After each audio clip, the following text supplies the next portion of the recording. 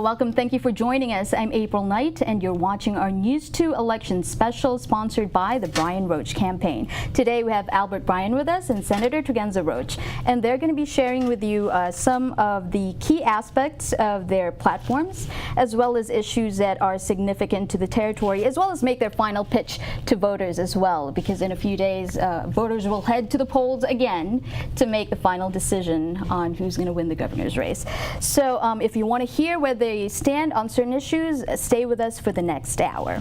I'm sure that these gentlemen need no introduction, but I'm going to say some things anyway. Albert was a labor commissioner for 8 years. Mm-hmm. You founded, and you're a founder and president of the ABRA Group. That's correct. Co-founder and managing partner of Master Strategies VIYA, and you were once the chairman of the Economic Development Authority and the Government Development Bank. That's correct? That is correct. Yeah, okay. So, and then Senator Roach, three-term senator, taught at UVI as well. You served as legal counsel to the VI Commissioner of Education earlier in your career. And then you were executive director of the Board of Education, among other public interest roles. So let's get some things out of the way very quickly before we get to the meat of your platform. Let's clarify what happened with this debate situation. Right.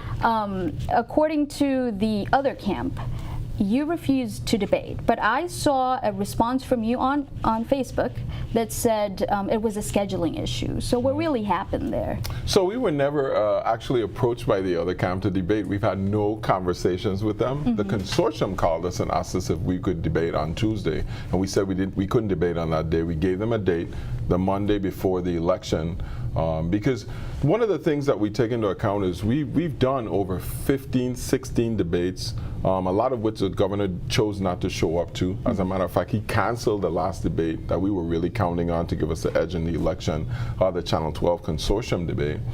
That would probably have been the most watched debate of the season.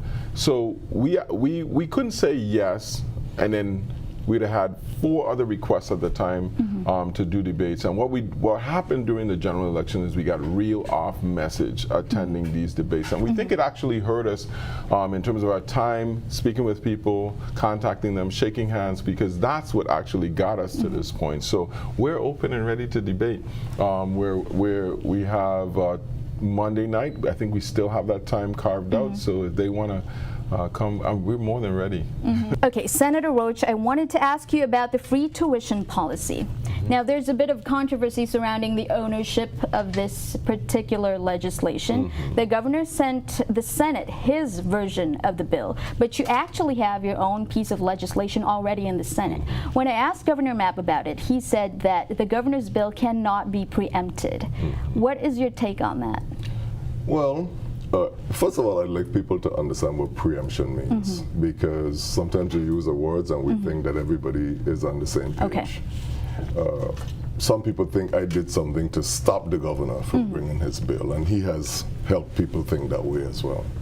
Preemption simply means that an issue is before the legislature already. And I depend on the legal counsel of the legislature to make those decisions. What happens is that you submit a bill idea, they research whether something similar has been submitted, and then they write you and they tell you that you've been preempted. So whether the governor has an issue with the legal counsel or not, that's his business. I take the word of the legal counsel. These are the rules of the legislature that we operate by. It said that my bill that had been introduced in 2013, in 2015, and in 2017 preempted the governor. Okay. As you know, when I came into the legislature, we were following the Hovenza refinery closure. We were following the economic decline, economic recession, whatever you want to call it. And so finding a source to fund the bill has always been an issue. But I wanted to keep introducing it into the legislature because I felt it was an important idea, a historic idea that could change the future of all the children in the territory. I had co-sponsors for the bill as well. When the governor sent in his measure, a funding source had been identified, but people should also be aware that I had felt the idea so significant that I said, even if we didn't succeed in getting it through the legislature, I would bring it to the Bryan Roach campaign as one of our platform ideas to accomplish it from an executive level. It was after we started talking about it publicly that the governor came out with his proposal. Now, what has happened is that the bill has now been amended. In my original bill has been amended, and the legal counsel has redrafted it. The legislature has a process. It's called pro forma. A pro forma process of bills, and that's when they officially get a bill number and are assigned to committee. And the president of the legislature has decided that the bill will be submitted to a joint committee of finance and education. Your bill? Yes, and it will be considered by that committee. If the legislature declines to enact the measure as I have proposed it, anybody is free to submit a different version or idea of the bill, and they may be successful in getting it through. And does that automatically open up the doors for the governor's bill to be considered? Sure. Preemption just creates an orderly process of dealing with ideas so that we're not spending a whole lot of time having the same subject matter before different committees of the legislature. There is support for the bill. The governor has created this election frenzy around the bill because he created all these ads upon submission of the bill to the legislature. The bill is not intended to have the local government take up any obligations of students that may be addressed by federal funds. It is to supplement what they may get from Pell Grants, etc. So federal funds first, and then whatever doesn't get covered. That's right. So the process, if we want to have it affect students coming in 2019, which is the idea, that is the intent, students are required to apply for their federal funding by March. They really don't get responses until July. And then when that response comes from the federal government, we should be prepared to then determine how we would supplement their award. So there was no need, no urgency for it to be enacted in September to make an election issue of it. And it was really unfortunate that the bill became an election issue because it was called into special session without a bill in front of the legislators. Exactly. So you have students, oh, it's a free tuition. It's not a cup, a campaign cup or pen or pencil or t-shirt. This is something that the government of the Virgin Islands is going to invest in its people, and we want to have conversations about what happens next. What are the students going to be required to do? What grade point average will they be required to maintain? What will happen after they graduate? If we require them to stay here for employment, how will we facilitate their having meaningful employment instead of frustrating them? All of these are important questions to decide, not just to rush it through a process so I could make an ad and say, oh, vote for me, I passed the free tuition bill. It was never intended as an election issue. You see, you get me carried away with it. Yeah, I know, I can see that. Okay, let me get to this next topic, which is what's on the ballot on the 20th. When I asked the governor this question, he said that there are dangers to installing a new administration.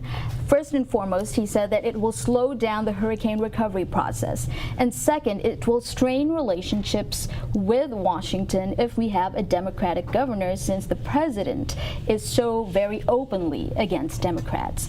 Do you believe that? That is nonsense. I mean, the one thing that he keeps bragging about is his appropriations and his plans, and you know, administrations transition all the time.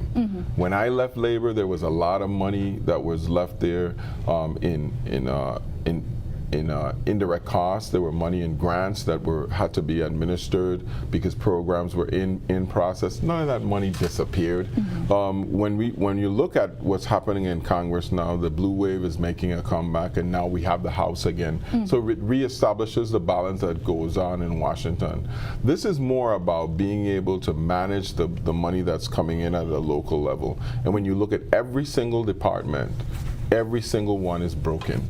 It's like putting gas into a car with no wheels. And you've seen over the past couple months how the breakdowns in education, in the Labor Department, other breakdowns in human services. There are a lot of things that are going on in our government now that have destabilized the very grant process. Over $1.5 million from human services was recently sent back, and even more funds are in jeopardy because the focus is on all of this money and the election that's going on right now instead of the people, and really managing the funds and making sure that departments are able to process. It's part of this state of the emergency scheme that he has had over for the last year to make the process now so that he makes all of the decisions. Senator Roach recently had legislation overturned where now he has to come to the legislature and explain why we have this state of emergency, and it's kind of mum now. Now it's not under an emergency anymore. So what we're looking at is going in. We do not plan to do what he did, totally dismantle the government and fire people and send home people. We plan to look for the people who are doing their jobs well and using technology and other process improvement, help to get the process better. Put the people where they need to be, give the supervisors and the directors the autonomy, and put the commissioners to work establishing policy that will make for a smooth transition of government and expedite the use of these federal funds. And you know, when the governor talks about that, he conveniently leaves out of the conversation that he was not single-handedly responsible for getting these federal funds. We have a Democratic delegate to Congress. That's right. And she was the very first person who introduced the idea of the 100% Medicare reimbursement that we're receiving now. A delegation from the legislature also went to Congress to lobby for that funding. A Democratic Senate, Democratic delegate who played a critical role in getting some of that funding. So we should not continue the narrative that he alone was responsible for getting these funds, and so it makes this and if he doesn't get reelected, everything will stop. All the construction will stop. Well, that certainly seems to be the idea that's being sold to voters. Now, I want to ask you, how do you foresee your relationship with the legislature should you get elected? I've been covering the Senate for a while, and I'm noticing that there's sort of a strained kind of relationship with the executive branch. And we can see that, and sometimes the governor is saying that he's not going to enforce, certain laws, even though he overrode it. The Senate overrode the veto, and then essentially something is law, and he said he's not going to enforce it. Do you see that kind of relationship continuing, considering now that we have a lot of new senators too? To your point, I think that this governor has a blatant disregard for respecting the three branches of government. And the powers. If you look at what he tried to do with the presiding judge, trying to remove him during his tenure, overreaching the powers of the executive branch. One of the things that I talk about all the time is reducing the amount of power that is invested in the governor of the Virgin Islands. It creates the kind of tyrannical situations that we have today. So working with the legislature, one of the things that we have been very successful at is uniting the Democratic Party.